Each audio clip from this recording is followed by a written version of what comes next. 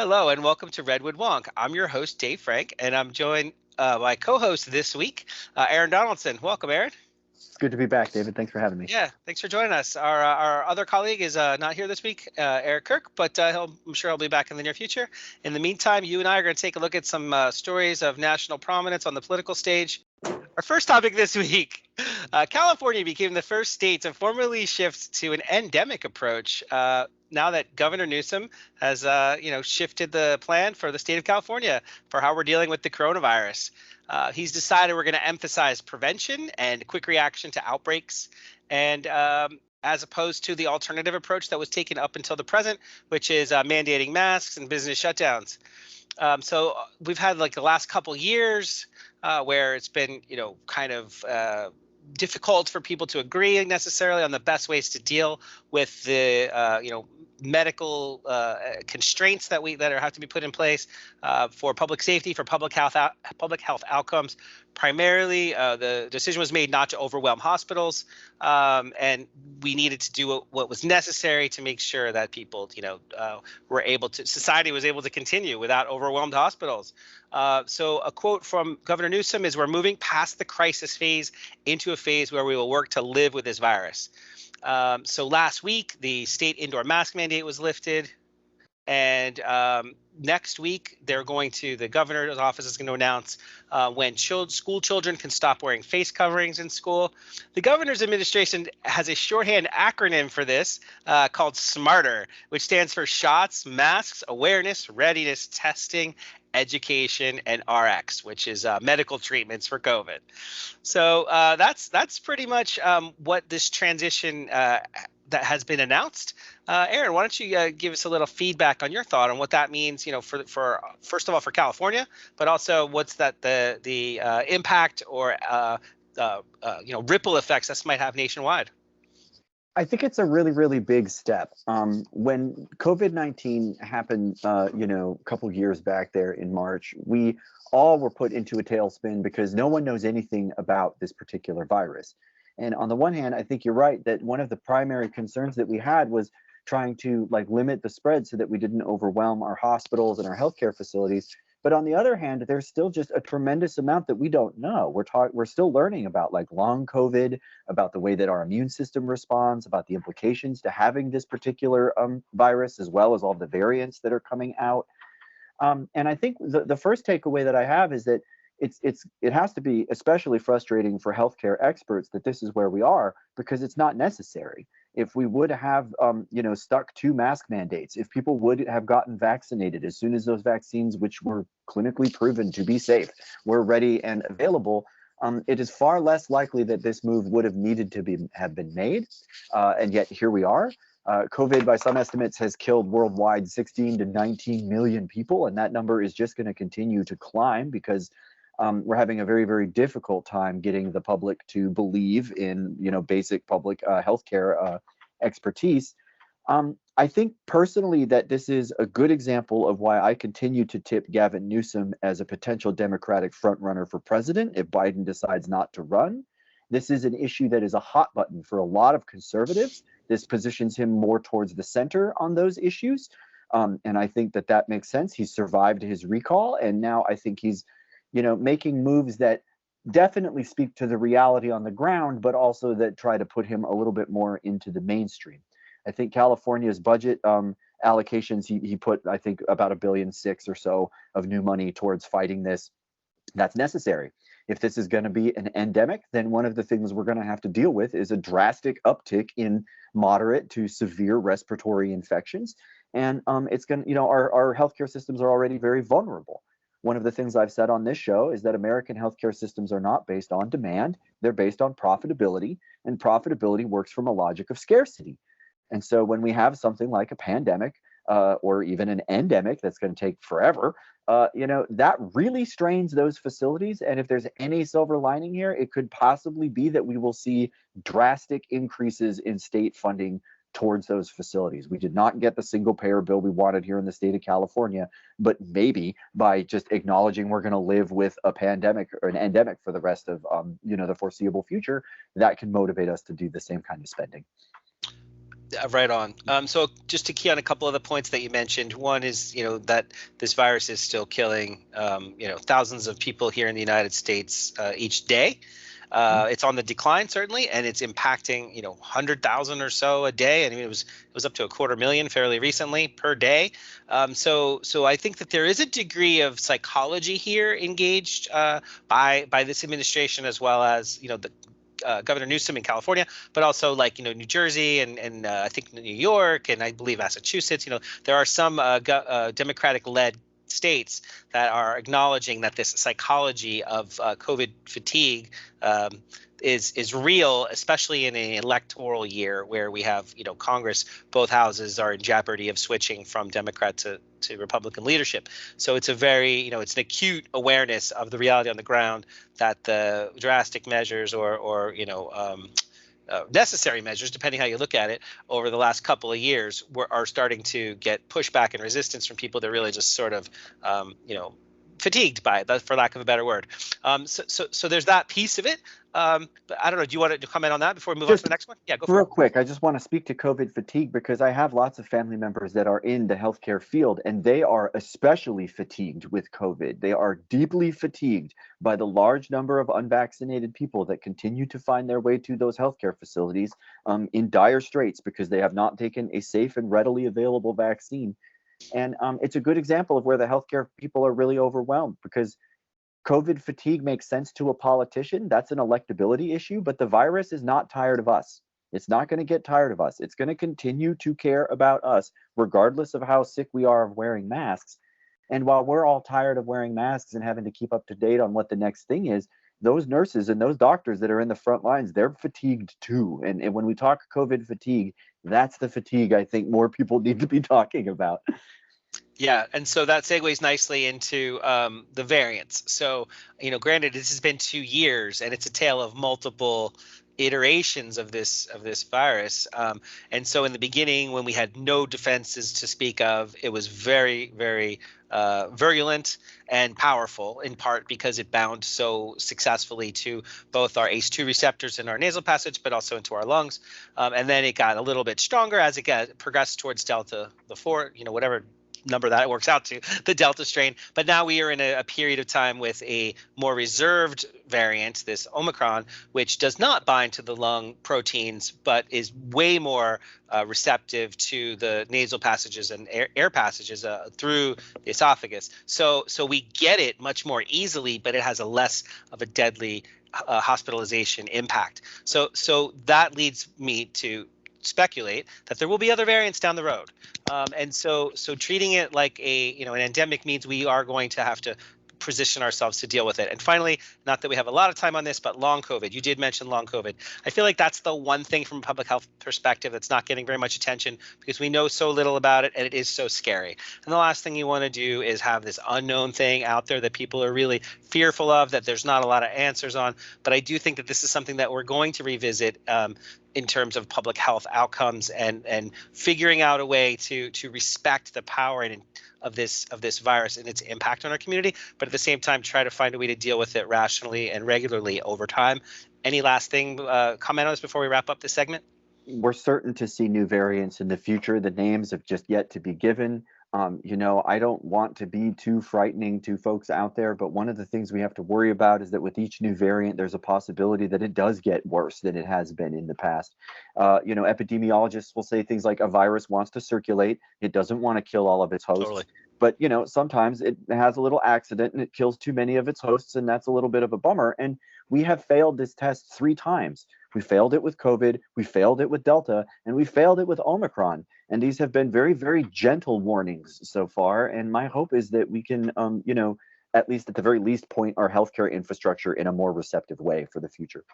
We'll pick up on this in the future, I think, as this evolves. But for now, the transition in California is underway. Congress must act. We cannot leave here to go home to our families. We will not leave this town until we have voted, up or down, until we have voted on direct relief for working people. Mr. President, you're very aware, because in the committee that we both sit on, We've worked through a process of trying to form an answer to a problem that is coming at us again in 2 weeks. 2 weeks from now, we will hit the end of the fiscal year, which means the countdown clock will begin again towards when we're headed to another government shutdown. That brings us to our second topic today. We're going to talk about angry school board trends and politics. How does the government respond to popular ideas, even when parents might not be on the right side of those ideas? So this is a fascinating one that me and you kicked around a little bit. I'd like you to present first. For folks that don't know, you are a professor or lecturer and a coach of a debate. So you're in the right position for this topic. So go for it and tell us a little bit about how we can look at this issue. I'm a parent and I'm absolutely an educator, and I'm also a critical rhetorician, which means I study the power-laden aspects of our discourse. And in this particular instance with angry parents, we're looking at two issues where they're just totally wrong and they're allowed to be upset, but the ways that they are bringing this to elected officials and the obligations of those elected officials to respond are kind of up in the air. When it comes to masking and things like that, we know for a fact that masks work and it's definitely protecting your children. We know for a fact that your children are not struggling to understand faces. This is all stuff that the evidence is fairly lopsided on, and yet parents will continue to kind of fabricate concerns about their children's well-being because of things like masks, and then bring those to the school board, where they're not only wrong about the evidence, but they're like harassing elected officials that are trying to make schools safer for their kids. On the second issue, we see critical race theory. This is a piece of bait. It's been covered to exhaustion, but critical race theory is just basic ways of studying the kinds of discourses that perpetuate racism and white supremacy. The idea that it's being taught to our kids should not be scary at all. It's like math. It's just the leading cutting edge theory on how things work. And I think that it's really alarming here, because what you get are a bunch of parents that have kind of taken on their own mantle of education. So they don't only want to be doctors, but they also want to be teachers. They want to go in there and they want to say, one, that they know better about masks, and also that they know better about this critical race theory that they've been hearing so much about on Fox News. And again, I think it's okay for parents to be upset and concerned. As a parent, I get upset about all sorts of stuff. But the question then becomes, who are the experts that we're supposed to turn to and what are they saying? And if you're wrong about that, then taking these kinds of outbursts to a school board, I'm going to argue, is one of the most destructive things you can do.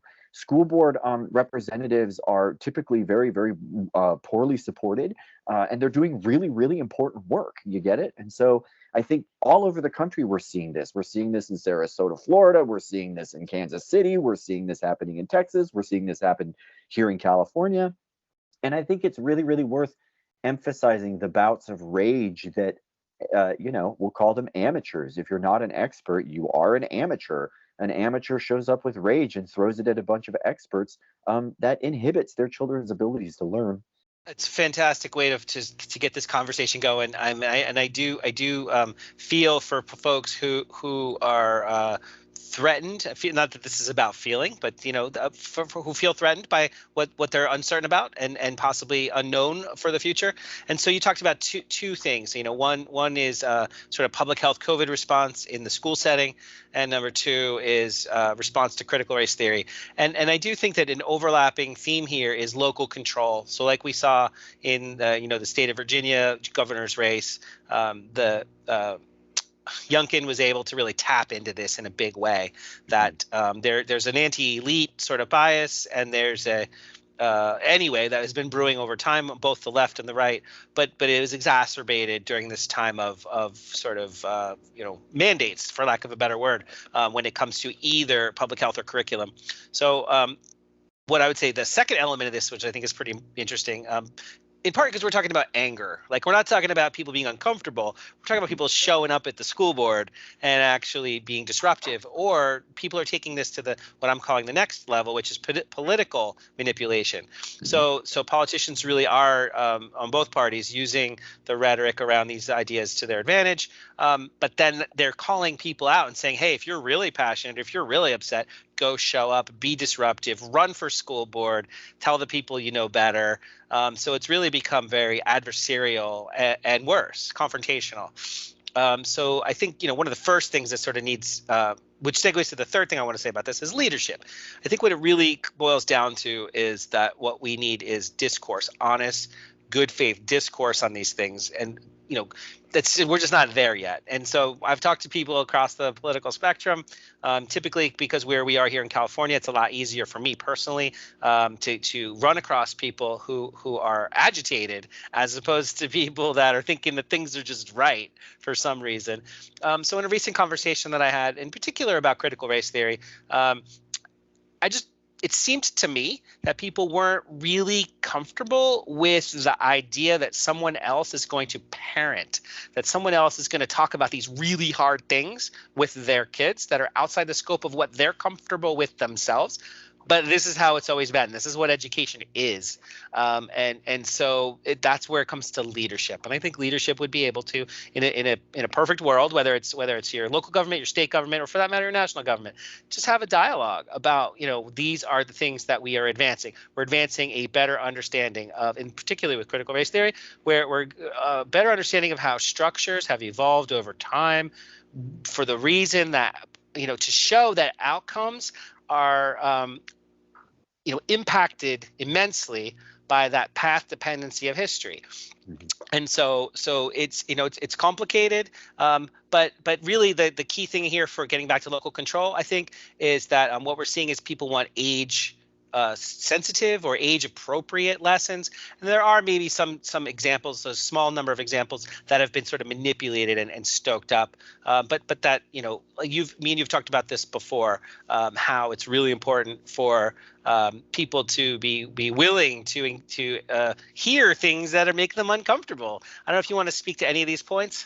I think that's a really good lead into what I wanted to say, because the research on critical race theory, one thing it tells us a lot is that when we talk about power and privilege, whiteness, cisgenderedness, heteronormativity, when we bring these things up, people that experience those kinds of privilege and power, they get uncomfortable, they get mad. We call that fragility. If that's you, the good news is you're part of a statistic. So it's not just you, you're part of a trend that we study. But you need to know that that's what you are, as part of that statistic. A lot of people say that critical race theory makes students feel bad. And I'm like, math made me feel bad, but that's not a reason for me to not learn math, And I think that, like, teaching me like physics in high school, it could be a little age inappropriate, but I'm not a math teacher, am I? And ultimately, that is something that educators are keenly aware of and legitimately trained to do, is to ask questions like, what is appropriate for this age? Of course, we can find, as you say, those strategically chosen little bits of bait to get people really upset about it.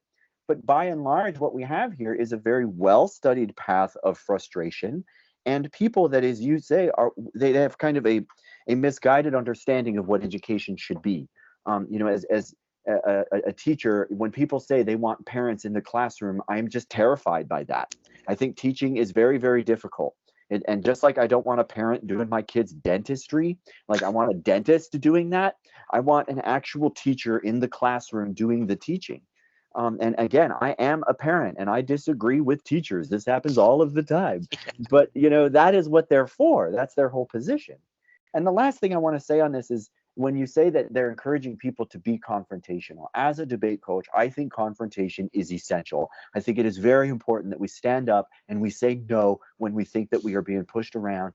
But it is crucial that you have strong arguments, that those arguments are backed by experts, and that you put them into play in a way that is forum specific. Having a debate in a school board room meeting, there's a process for that. And if you're going to disrupt that process, that's okay, but you better be right. And if you're not right, then there's no value to confrontation at all. You are literally getting in the way of education when you do that. We're just about at the end of the segment, but I just to put a finer point on it here, I think that we're going to hear a lot more about this leading up to the legislative election coming up in November.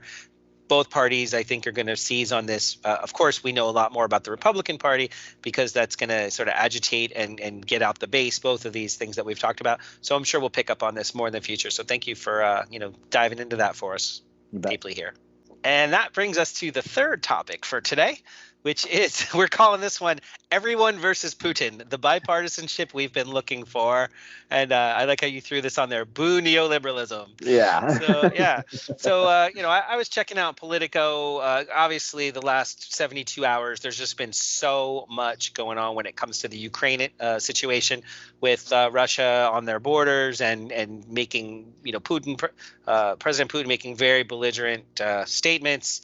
And the Western countries, Europe and the United States, pushing back with a round of sanctions, and having in queue right in their back pocket a devastating, historic threat of immensely strong sanctions. And so we could get into some of that a little bit. Maybe we're looking at the politics of it for now, but maybe we'll look at the details in a little bit. So there's a headline that 43 representatives from both parties are demanding that the president seek congressional authorization before sending any U.S. troops into Ukraine to defend the country from Russia. They issued a letter, they signed it, outlining their concerns.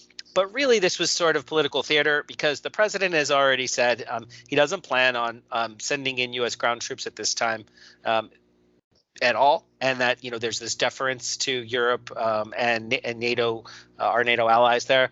But I think Congress is just trying to get ahead of the potential conflict here.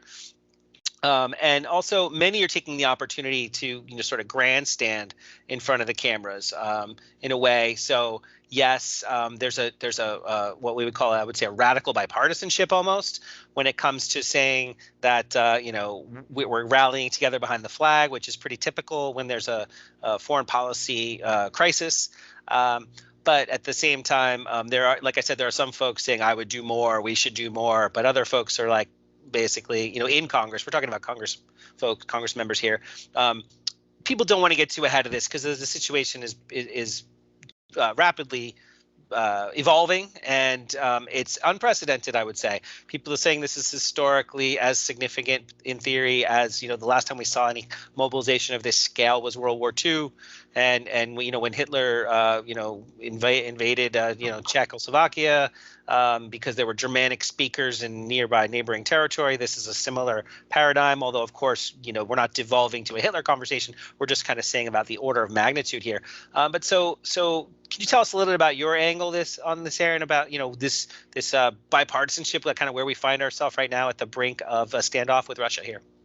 Radical bipartisanship is the word that I would use. Matt Gaetz and Ocasio-Cortez, they don't stand next to each other very often and agree. And when they both agree on something, that's interesting. And so even if it is just kind of a bit of grandstanding, I think that it shows that at least when it comes to sending troops, Congress is willing to stand together to reject that.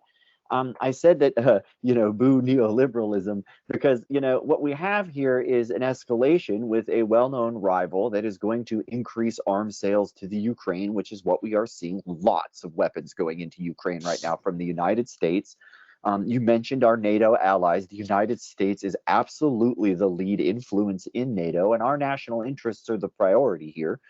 I think that it is definitely worth talking about the bit that everyone's saying, that this is the largest mobilization since World War II and all of those things. It's definitely on a scale that we have not seen before with Putin and Russia, even going back 8 or 9 years or so to that invasion. Hopefully we don't see anything that drastic in terms of like firepower, but just in terms of like vehicles in motion, it is much larger. But so far, at least, what we have seen is that we don't know that Putin is willing to go all the way. And until he does, there's no need for really statements like this. So I kind of agree with you that that's what it is. But the one other bit that I want to throw on here that I think is getting undercovered, our former president, Donald Trump, was in fact impeached again because he was on the phone with people from the Ukraine saying that if they did not give him non-existing dirt on Joe Biden, he was going to withhold weapon sales to them.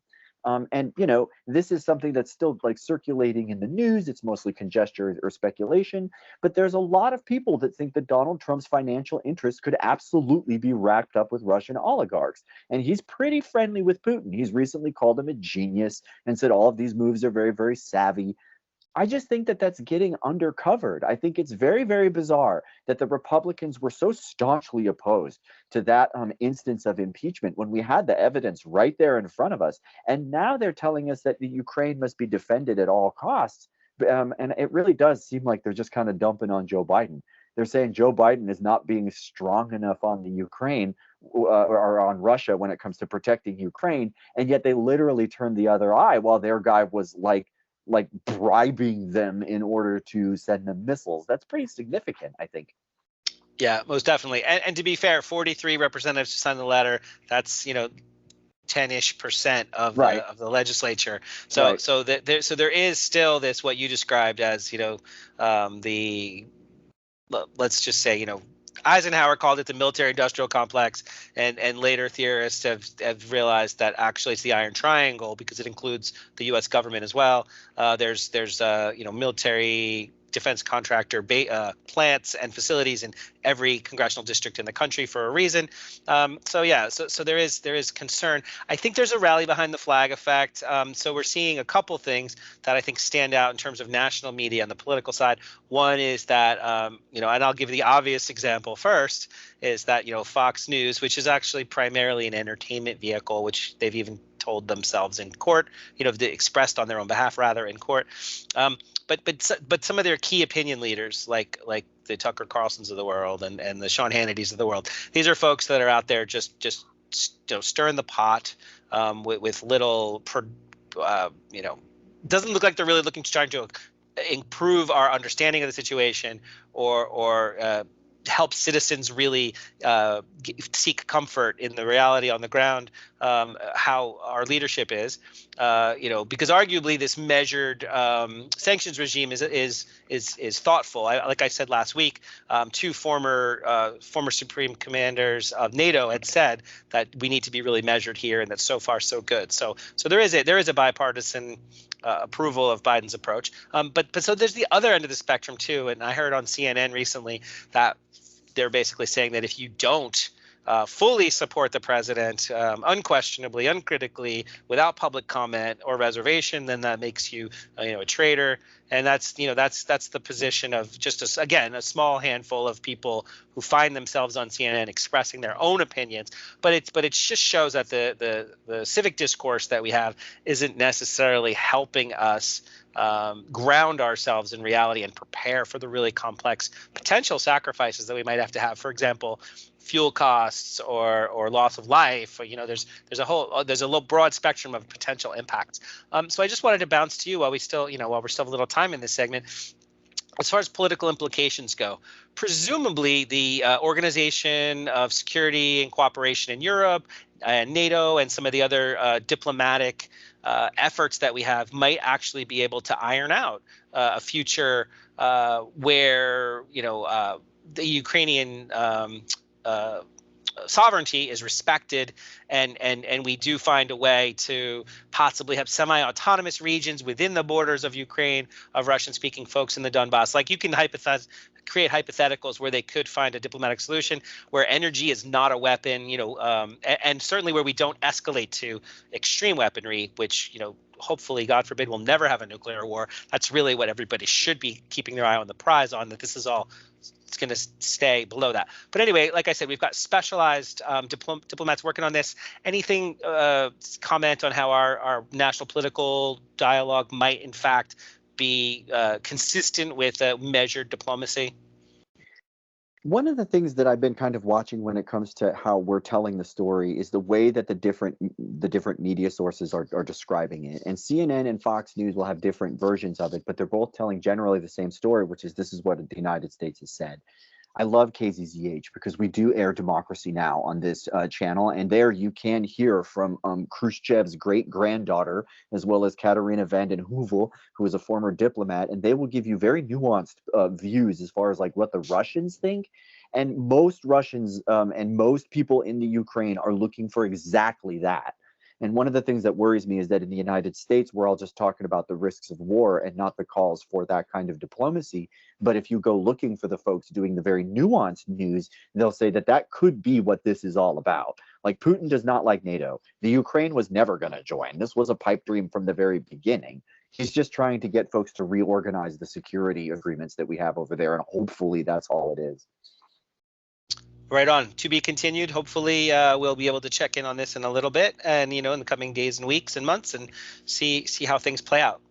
That brings us to our fourth topic for tonight, which is Rick Scott's principles for the GOP.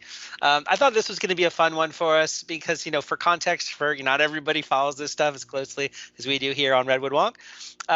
But for the upcoming 2022 congressional elections, the Senate Republican leaders have no plans to release an alternative agenda as they try to win back the majority. And so this is basically Rick Scott in his we thought it was in his capacity as the leader of the National Senate. I'm drawing a blank on the name of the committee here, but basically the National Senatorial Reelection Committee. That's what he's the chair of, and so he's looking to invigorate people and drum up support, for electoral enthusiasm, and so.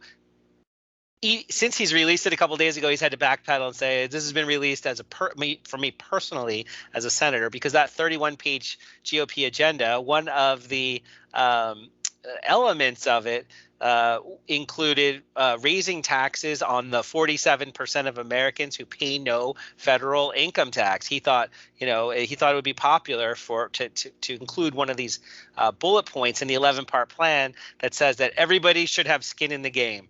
But many Republicans have signed commitments to never raise taxes under any conditions, the Club for Growth, et cetera. And so there's just a natural pushback of, nope, I don't care if you got the word taxes in there, it can't say up or raise no matter what you want to do, because this affects senior citizens and low-income parents where they're paying payroll taxes for things like Social Security and disability, but in fact their income tax gets refunded to them, so they end up half the country, 47% of the country, pays no federal income tax. And apparently when Rick Scott was creating this GOP plan for the future, he thought this would be great. I'll get support from the base here. He's even said he's not doing this to set up a presidential run. His quote from Rick Scott, "I'm not. So I'm doing it because I'm a business guy and I believe in plans." And this is what people think, by the way. If you talk to normal non-woke families, this is what they think. So we could go through a couple of them. I'm going to rattle off a few, and then we'll go back and forth maybe, because there's 11. That's kind of a lot for me just to go down the list. But the first one was, our kids will say the Pledge of Allegiance, salute the flag, and learn that America's a great country, and choose the school that best fits them. And when you look at the content there, they're basically saying there's too much leftist revisionism being taught in the schools about how America is not really great, and and that the public schools are beholden to school teachers unions. So what we're going to need to do is, I guess, have more local control and less diversity in curriculum, and school choice vouchers. Like, they never found a problem that school vouchers wasn't the solution. So I'm going to give you a couple, and then I'll give you some feedback. You can give me some feedback. Second one, government will never again ask American citizens to disclose their race, ethnicity, or skin color on any government form. And so this one is eliminate racial politics, is what they claim to be doing. They're basically saying, as long as we have to talk about race, then we're going to have a race problem. We should be past race, which obviously there's a weakness to that argument. And so let's start with that, because those are both sort of curriculum and they impact people's way of envisioning how they participate with their communities and their schools. The first one is so interesting. Our kids will say the Pledge of Allegiance, salute the flag, learn that America is a great country, and choose the school that best fits them. And they say that this is how they are going to solve indoctrination. That sounds like indoctrination. Exactly. That's what that sounds like. And the thing is, they are positioning that on the opposite side of critical race theory. And critical race theory has the word critical in it right there at the front. And what that word means is that it is not an agenda.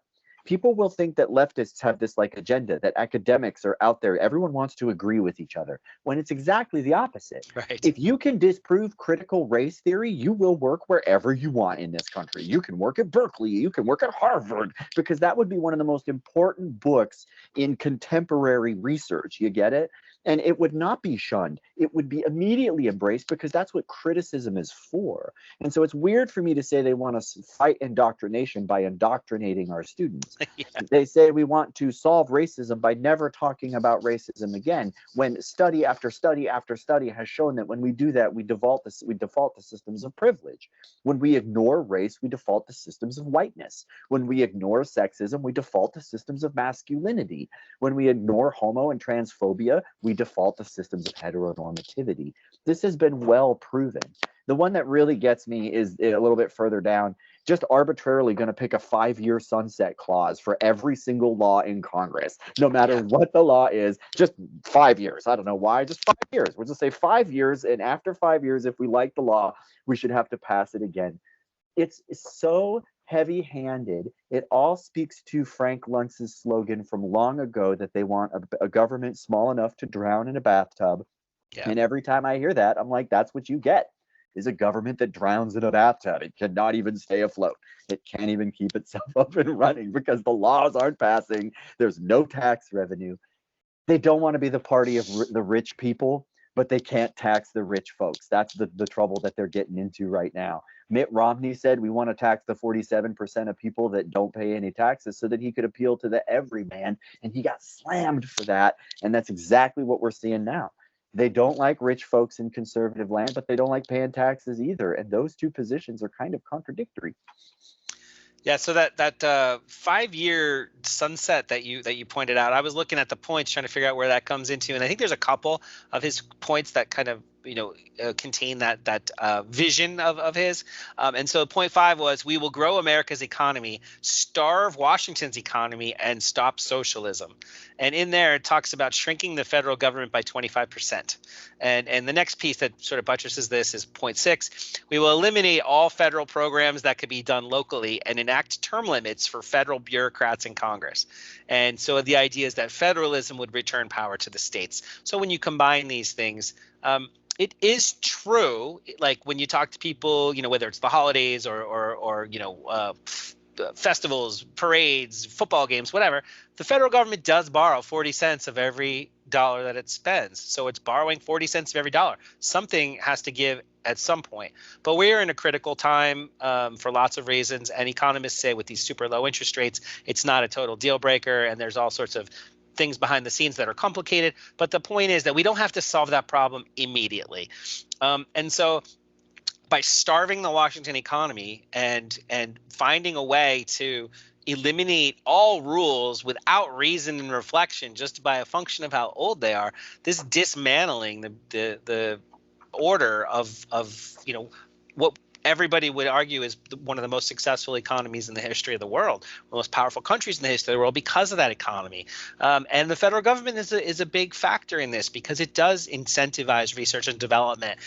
There are huge amounts of contracts and spending that do stimulate our economy and encourage sectors of the economy to grow and flourish and then be independent and profitable.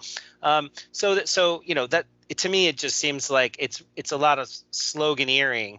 That is what we ended up seeing here. And there's more, but I don't know if you want me to propose a new one in our last couple minutes, or is there something that jumped out at you before we wrap up here on this topic? Just wanted to echo what you said about how there's different things that cause debt, and there's value added debt, and then there's what we call bailouts. Tax cuts are a bailout. Tax cuts go offshore. That money never comes home. But when we spend a large amount of our money on things like sanitation or things like highways, that adds value. Single payer healthcare for every American, according to the CDC, could boost our whole economy by 30%. That pays for itself by 1.5 miles. You get it? That's an amazing way to spend money. And I tell people, just because you're broke, that does not mean you shut off every single utility to your house. You get it? You could turn off the Netflix. You could probably, eat less sweets or go out to eat a little bit less. But if you're we're going to shut the water off, we're going to shut the heat off, we're going to shut everything off, then that's not good economics. That's not helping. Right. And like I said earlier, there's a few more in here. People could go online and look and check them out, but it includes things like blocking the Orwellian voter fraud that is framed as voting rights. And in reality, it's an Orwellian exercise, I think, to call voting rights voter fraud. From the party that is denying voter access to thousands Yeah. of Americans as a tactic year after year after year. It is deeply Orwellian. Yeah. And then there's a couple of low-lying fruit things, like they want to rebuild the wall and call it the Trump wall, support the nuclear family, be pro-life and anti-gender diversity, be pro-religion and anti-liberal. So there's a few things here that were just plain old red meat. Fund the police, yeah. Yeah, defunding the police was a big one, and so in theory, the Senate may run on some of these topics, so we could have an opportunity to look at them over the coming weeks and months. But that's it for us on this topic this week, and we'll revisit it when we get a chance later on. We are living in a society where the very, very rich are getting phenomenally richer. Meanwhile, the working class of this country is struggling. You got 600,000 people who are homeless. You got parents who cannot afford childcare. The game is to shrink the cost, start a whole lot of programs, and claim, look, this is just one more round of the kind of inflationary policies that they enacted earlier this year on a party line basis. They dumped almost $2 trillion on the economy, sent inflation through the roof, and they're not through. They want to keep on doing it with higher taxes and entitlement programs. So I'm here today to talk about what's fundamentally at stake right now for the families and for our country. For most of the 20th century, we led the world by a significant margin because we invested in our people. We invested in ourselves, not only in our roads and our highways and our bridges, but in our people and our families. And that brings us to our final topic for this week. President Biden's pick for the Supreme Court is taking shape and is expected by the end of the month, which is just a week away. So on this one, I thought this was pretty interesting because the short list now, like I said, has really taken shape for the Supreme Court nominee. It's down to 3 people, which we'll talk about in a minute, that have already been interviewed. It might not be one of these 3, but this is the signals are that it will be this. The justice will be selected from this group. There has been some partisan pushback from the Republicans here that President Biden says he's going to honor his commitment to select a black woman, and the pushback comes from people like Senator Ted Cruz, Republican from Texas. He comes to mind here, where he declared this was tantamount to discrimination and racism. Or Senator Roger Wicker, Republican from Mississippi, who said this was affirmative action. So I thought it was interesting to point out that, and you may disagree with me, but I think it is interesting that Senate Minority Leader Mitch Mcconnell has come out and said he does not see it that way as his colleagues, and that he intends to give the nominee a fair hearing. He may not actually give this person a fair hearing, but what he did say is that both Ronald Reagan and Donald Trump committed to selecting a woman for the bench, and both did indeed proceed successfully in their appointments. So Reagan appointed Sandra Day O'Connor and Trump appointed Amy Coney Barrett, respectively. And as I said, just so you know, Aaron, so there's something to work from. I'm sure you already know, but it's Ketanji Brown Jackson, Leandra Kruger, and J. Michelle Childs, respectively, from the U.S. Court of Appeals in D.C., or the second one, Kruger, is from the California Supreme Court. And finally, Childs sits on the U.S. District Court for South Carolina and has support from both Senator Clyburn and Lindsey Graham. So that's where we are. And as far as getting, where do we go from here? There are attacks. We know there are attacks, but what are your, before we kind of diagnose, what are your thoughts on where that leaves us now with some of these attacks on the decision to make sure that we have a black woman represented on the Supreme Court? Well, the first thing I want to do is echo the research that I talked about before, which says when we decide that we're not going to see race, we're going to default to systems of privilege. Folks call it affirmative action to say that we need a black woman on the United States Supreme Court. Affirmative action is having everyone except for 9 justices end up being white men. Like in the several hundred years that we've had the SCOTUS, they've all been white dudes except for these other folks. That is affirmative action for white men. And it's time to end that. It's time to start trying to get a demographic on the Supreme Court that does something to try to represent the American people, even though we are way behind on that and it will take us forever. I am a pack the court person. I know that's not the conversation we're having, but maybe we can pick that one up a little bit later. The second thing that I want to say that is worth mentioning, I don't really believe anything Mitch McConnell ever says. I think that he is pretty duplicitous, and we've seen this throughout his career. And people will say that's true of all politicians, but Mitch McConnell just has some real cherries in his background as far as like saying one thing and doing the other.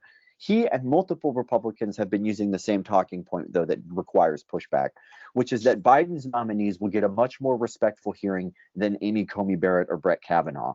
And it's just a gross comparison when you take a look at it. The names that you just listed all are like impeccable when it comes to their experience. There was a time, people, when we nominated someone for the Supreme Court who had extensive legal experience at the federal level, at the state level. Amy Coney Barrett had like 2 years. You get it? Like she clerked for just a couple of years and she was railed through at the very last minute. There's a reason people were really upset with that choice. And it had nothing to do with being rude.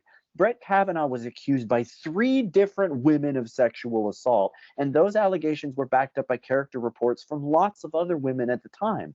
If whoever Biden nominates gets accused by 3 different people for sexual assault, I would hope that there would be a pretty serious grilling of this person, because we do not want sexual abusers on the United States Supreme Court. And so I think that the narrative that the Republicans are going to be polite this time really plays into that false debate where, you know, they think that the Democrats are just mean for the sake of being mean. And what really happened was 2 of the least qualified candidates that we have ever seen. And this is not an opinion. This is something that you can find from pretty much any legal expert talking about these 2 people. 2 of the 9 justices are now very, very unqualified. And so they should have gotten grilled. It'll be interesting to see who Biden does pick. I expect it to be someone fairly moderate. I expect it to be someone who has a history of like backing corporations, backing prisons. That's neoliberalism for you. You know, I do think it's great that we're seeing representation change on the Supreme Court, but what we really need to see is a difference in standpoint. We need Biden to put a progressive on the court, but I'm not holding my breath. No, I think rightfully so. And what you commented on, I think has started to play out actually, where you are seeing some people leak elements of the history of some of these women who are currently being considered, that they are in effect very establishment figures that should at least get some bipartisan support because they're consistent with, you know, the prevailing status quo of jurisprudence, as opposed to somebody more progressive, which arguably would be real diversity on the court. So one thing I just want to mention too, it's worth mentioning anyway. If you go far enough back, many times Supreme Court justices were just pure political appointments, whether they were existing politicians, you know, sitting politicians, or very successful and powerful lobbyists. So the pendulum does swing. It's not like that we've reached, you know, there's another reason to be distressed at the state of affairs. For example, like similarly, Thomas Jefferson and Madison had this exchange of letters throughout their careers where they were highly critical of each other. They hired the equivalent of lobbyists and political activists of the time to severely undermine each other. And so our country has always been heated in political debate. So that being said, I just think it's, for context, I think it's important to throw out there that when we have 3 highly qualified establishment judges out there for consideration, that the Ted Cruzes of the world out there are, it's political grandstanding. It's beyond, it's not adding at all to the process. And sort of one last thing I think is worth mentioning for context here. On Sunday evening, Cedric Richmond, director of White House Office of Public Engagement, here's a quote from him. He said, "We know what some of the attacks are going to be. Not qualified, affirmative action picked. Well, it wasn't affirmative action pick when we just picked our friends, white friends of the president, for all these decades. You know, it was just patronage or whatever it was they wanted to call it." I think that was really, you know, poignant and supportive of what you said. And then also, this is more, you know, as a moderating force here in our conversation. On Tuesday, Andrew Bates, White House spokesperson, said, quote, "The president has not chosen a nominee. He continues to evaluate eminently qualified individuals in the mold of Justice Stephen Breyer, who have the strongest records, intellect, character, and dedication to the rule of law that anyone could ask for, and all of whom would be deserving of bipartisan support. The president looks forward to announcing a nominee this month." And that is like within a week. So that's where we stand. It's probably going to be one of those three based on what everybody says. And it is a return to normalcy as far as I would see it, as opposed to the two justices you just described. Any closing comments in our last minute and a half on this topic? Just to say that 2 out of 9 is a massive swing. That's a massive shift. I mean, I don't know that we can say that Trump sacked the Supreme Court, but by putting those 2 people on a body that consists of only 9, that's a really big influence. And every president, lots of presidents get to nominate 2 people, but these 2 people are kind of historic. It's true, there was patronage in the past and all of these other things, but Amy Coney Barrett is one of the least experienced folks ever that we've seen on the bench. The stuff that Kavanaugh went through was even worse than Clarence Thomas. It's just kind of, wild to me that they're going to be there as long as they're going to be there, and that if Biden is lucky, he's going to get one. Mitch MCConnell said that he was going to support this, but he also said he would not appoint a Supreme Court justice during an election year. Sorry, Merrick Garland. Ha ha ha, Amy Coney Barrett. So again, what Mitch MCConnell says and what he does are never we can't count on those things being the same. Yeah, I'm with you. And so to be determined. We'll see how this plays out. It's not just going to be the appointment next week. It will be the whole process of appointment and approval. One more little quote I like to throw out here if we've got a quick second. Ruth Bader Ginsburg famously was asked when we will be past sexism on the Supreme Court, and she said when all 9 justices are women. And everyone's like, all 9? That sounds extreme. And she's like, well, all 9 of them have been men, and that was normal. If we can have 9 women on the bench and have that be normal, that would mean we are past sexism, and we are so far away from that, it's not even funny. Right on. Well, till next time, we'll pick this up as this plays out.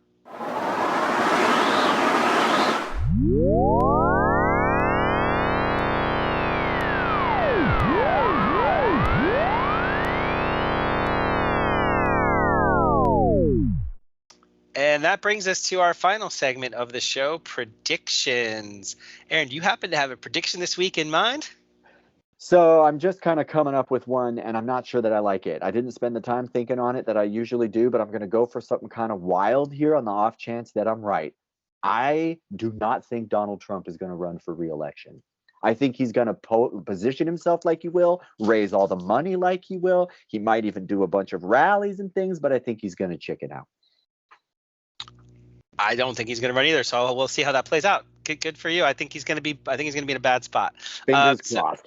Yeah, right. So my prediction this week, you mentioned Justice Clarence Thomas. Well, there's news. I don't know if you missed it, but according to New York Times Magazine, Virginia Ginny Thomas, in her capacity as a member of the Council for National Policy Action, is emerging as a key player in the effort to keep former President Trump in office. She allegedly took actions that attempted to legitimize the protest and other activities, we'll call it, to intervene in the handover of the presidency to the winner of the presidential election. This spousal influence is being labeled as unethical, as Justice Clarence Thomas has no history of recusing himself on issues where his wife engages in advocacy. Calls on social media this week for an investigation into Justice Thomas for conflict of interest, or perhaps even removal from the bench for these conflicts. One commentator said Clarence Thomas needs to resign today because Ginny Thomas is a traitorous insurrectionist who funded and planned January 6th. Quote unquote. In fact, there is no ethical code of conduct that formally applies to Supreme Court justices. So with that in mind, I predict these efforts will pass without any consequential outcomes, meaning no censure, no reprimand, no impeachment, and no removal from office for Justice Thomas, despite the actions of his wife, Ginny. It would be really amazing if they impeached a Supreme Court justice in any instance, and I'd be shocked if it was Clarence Thomas. Yeah. Totally. The court's moving in his direction. Unfortunately, that's about all the time we have this week. That's about going to do it for us. Aaron, thank you so much for joining us. This was really cool. I think we had a good conversation, and I really love when you're here. I look forward to seeing you again soon. Everybody out there, thanks for listening. Until next time, stay informed and stay engaged.